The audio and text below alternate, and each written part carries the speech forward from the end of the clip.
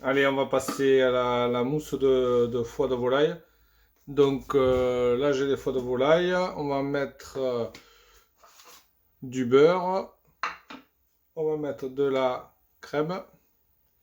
Et on va faire l'assaisonnement. Donc je mettrai tout en commentaire. Mais l'assaisonnement, je mets 12 grammes de sel. Là, j'ai mis du poivre, à peu près 3 grammes de poivre. Et j'ai mis de la muscade, 3 grammes de poivre. Allez, on va attaquer.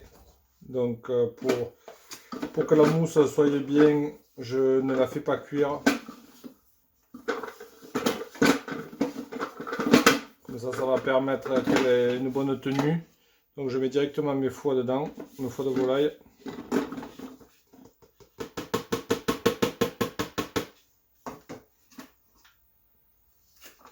Je mets mon beurre. Le beurre il est pommade, il est mou. Je mets directement. Je vais tout mettre comme ça sera fait. Je mets mon assaisonnement.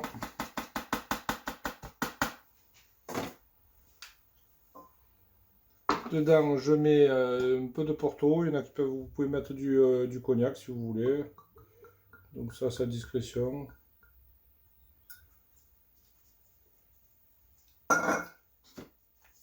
Et je mets la crème.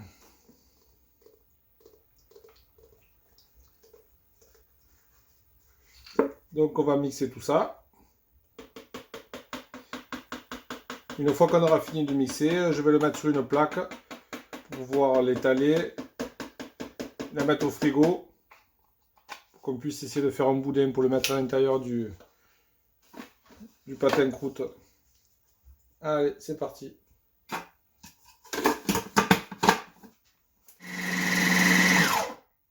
Donc voilà, on a terminé. Donc le plateau, vous voyez, j'ai mis du film plastique, je vais le mettre par-dessus. Ce sera plus facile pour filmer.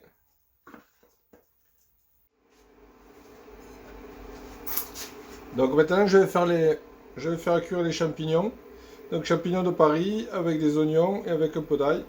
J'ai pris le gras du canard. Je l'ai fait revenir doucement pour récupérer l'huile. J'ai enlevé les gratons, j'ai récupéré l'huile. Donc je vais faire revenir tout ça avec l'huile de canard. Et on va le faire revenir doucement pour que ça réduise.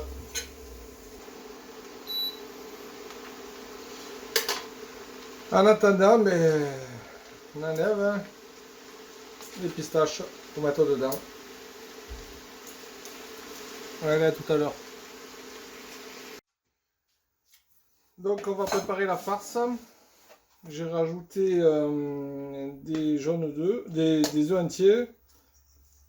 Alors aux œufs entiers, pardon, je vais rajouter la farce qui est constituée essentiellement de porc, plus les pistaches.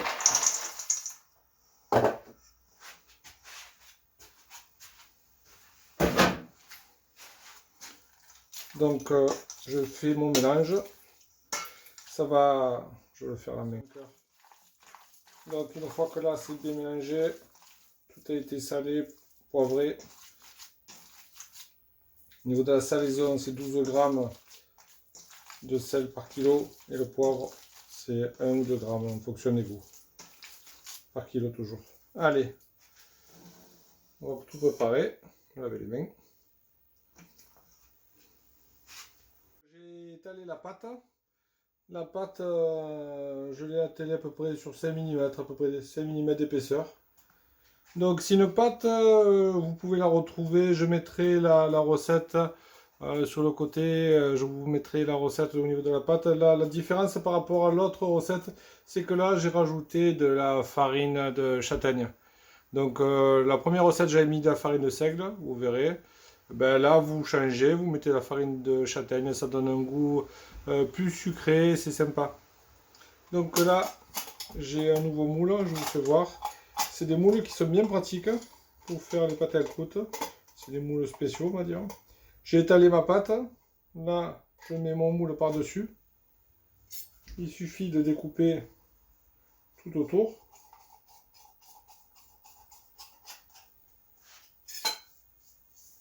Bien sûr, on garde la pâte.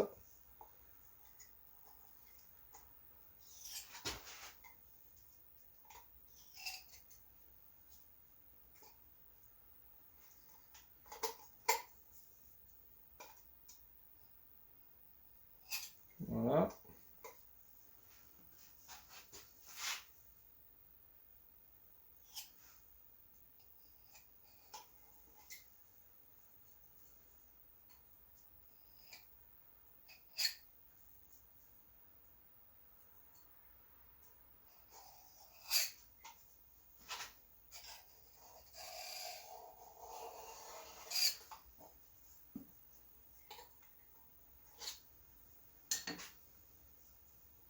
Une fois qu'on en est là,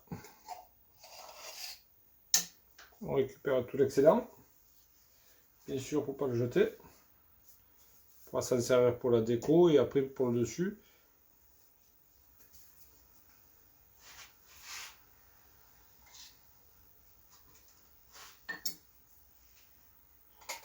On enlève le moule.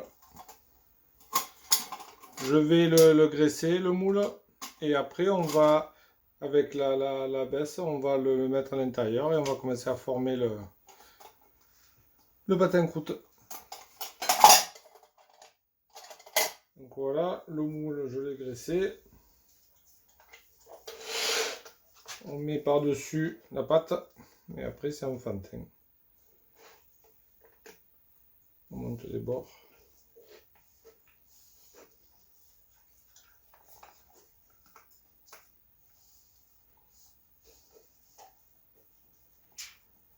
Là, je le baisse pour qu'on arrive à faire bien l'angle droit en dessous. Donc, je baisse la pâte.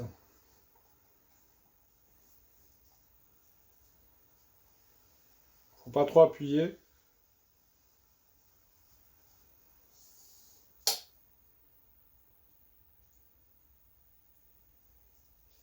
Là, on le fait entrer doucement.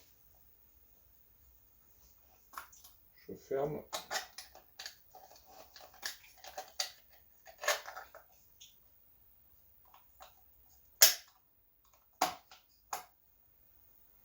Je vais mouiller les extrémités sur les côtés avec de l'eau, tout simple, pour pouvoir bien coller. Une fois qu'on a fait ça, doucement, on rabat les côtés et on soude avec le doigt.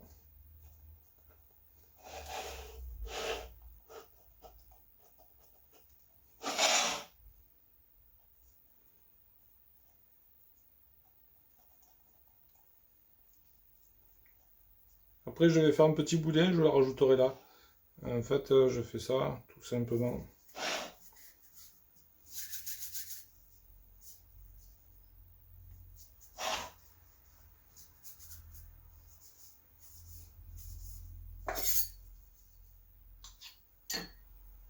Je mets de côté.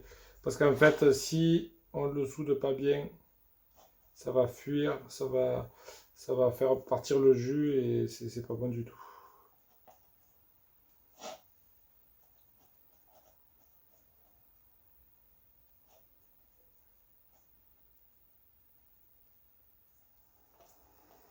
Voilà, donc là on est prêt. On rabat les côtés. Là on est prêt. Vous voyez que là, dans les angles en bas, au fond, c'est bien, bien d'équerre, bien à l'angle droit. Faut pas trop appuyer non plus, parce que plus on appuie, au plus on écrase la pâte. Et ça fera un patin croûte qui ne sera pas uniforme au niveau de l'épaisseur. Donc voilà, faut pas trop non plus le tripoter. Là je suis prêt à mettre la farce. Allez, on passe au deuxième.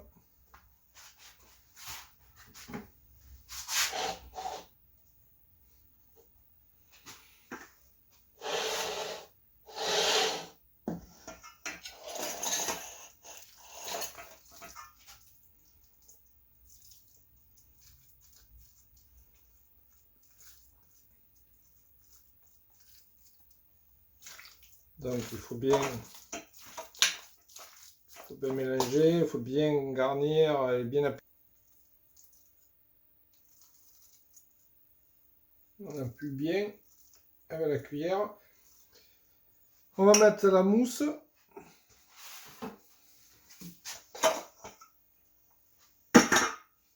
Donc la mousse, elle a durci un peu au congélateur, juste assez pour qu'on puisse la former, en faire une boule.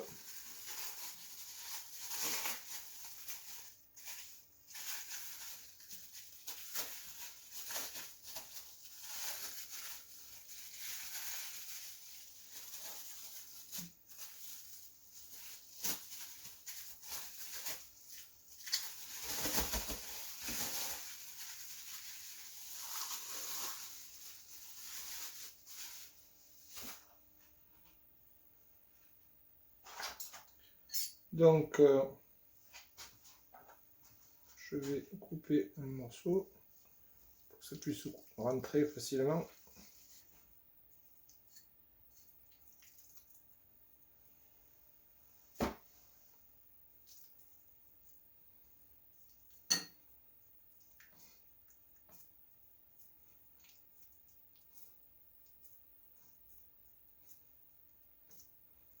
On appuie bien.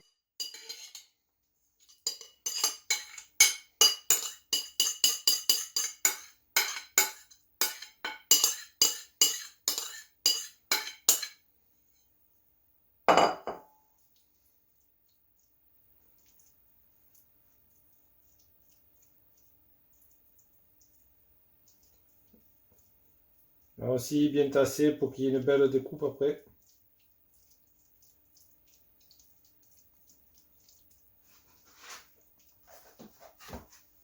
On rajoute la deuxième pâte par-dessus et on soude les bords. On appuie légèrement.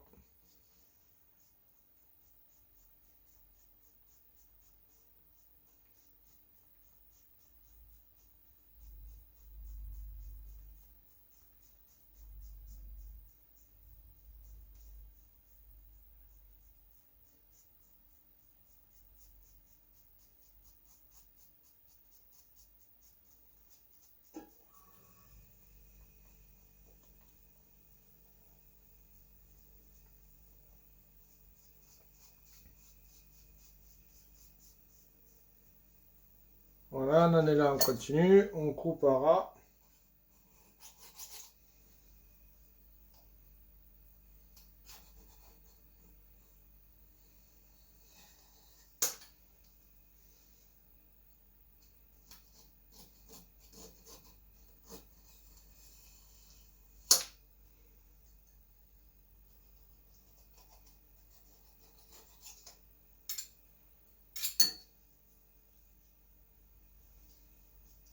Le reste, on va le garder pour faire la déco.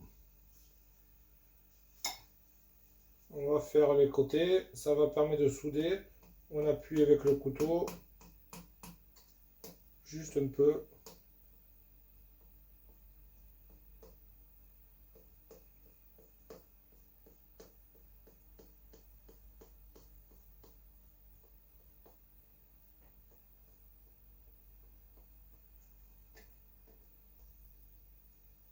Voilà. Après le dessus,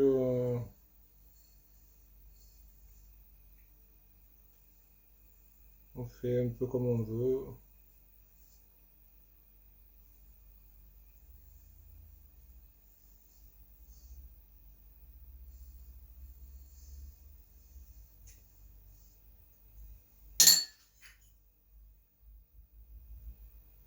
On va faire les trous.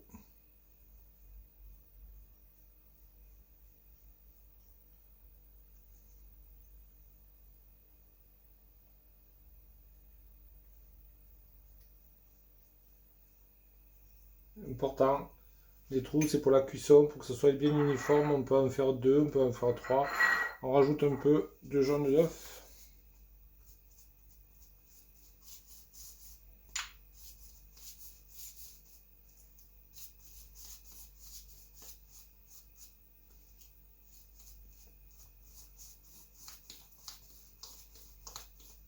Et on va attaquer la déco.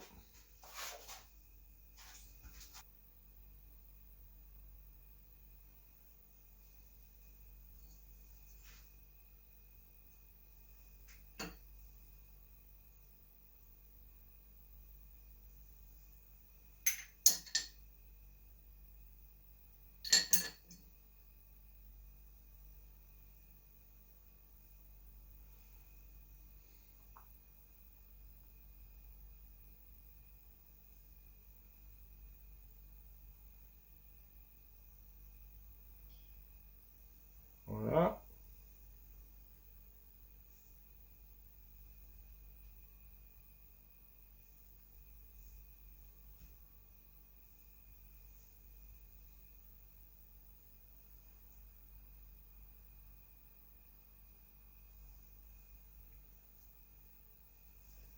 Rajouter des feuilles. Voilà, on les écarte légèrement, doucement.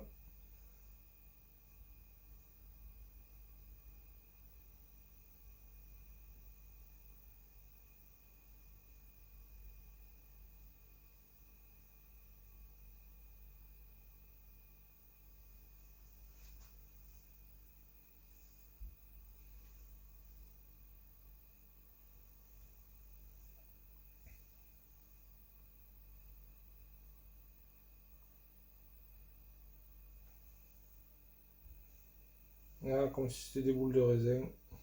Une grappe de raisin.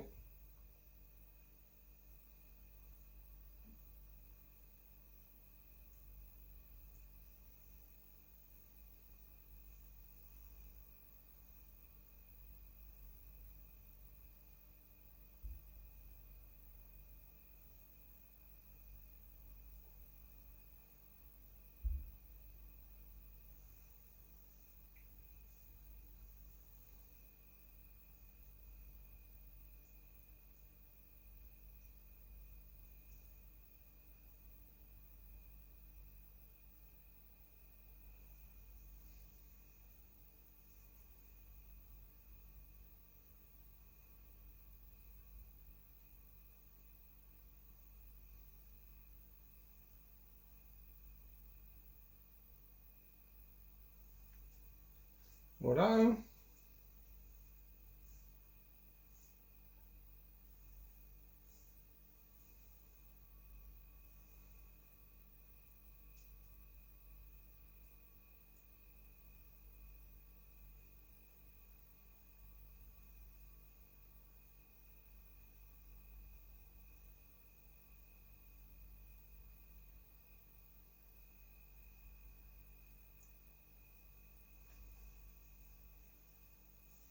On va mettre, je vais faire les cheminées pour mettre dans les trous. En faisant du papier alu, on tourne, on le met là. Le papier alu, c'est important de faire les cheminées pour que ça parte bien, que ça bave pas. Parce que parfois ça remonte un peu le jus. Donc voilà, hein, après il n'y a rien de particulier, rien de compliqué. Et on va passer à la cuisson. Et voilà, je vais vous dire combien il faut mettre. Et ça sera terminé. Allez, à tout à l'heure.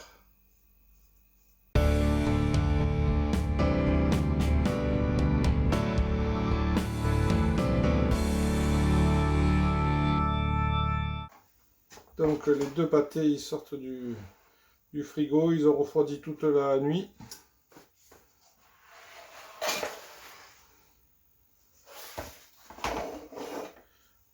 On va les défaire.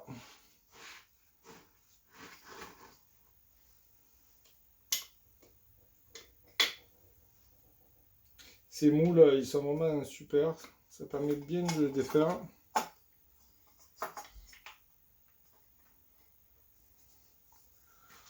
On peut voir, franchement, ils sont super sympas. Ça fait bien, bien l'angle droit.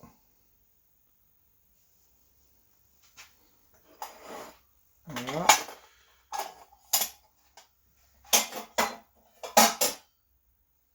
Pour un. Le deuxième.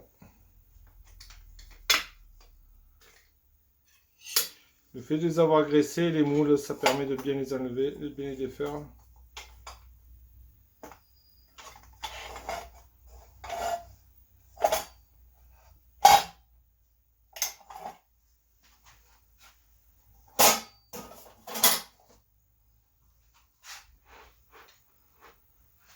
Donc les deux.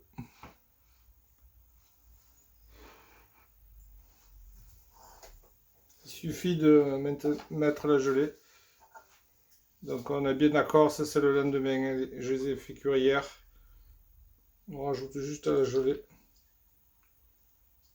Doucement.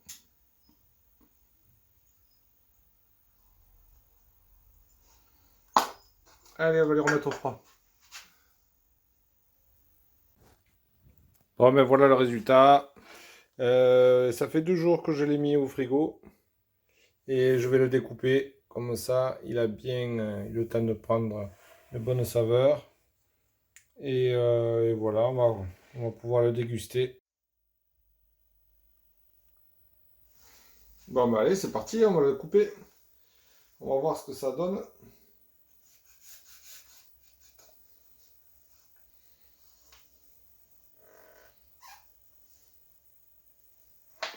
On va voir si ça fait une coupe, une belle coupe ou pas.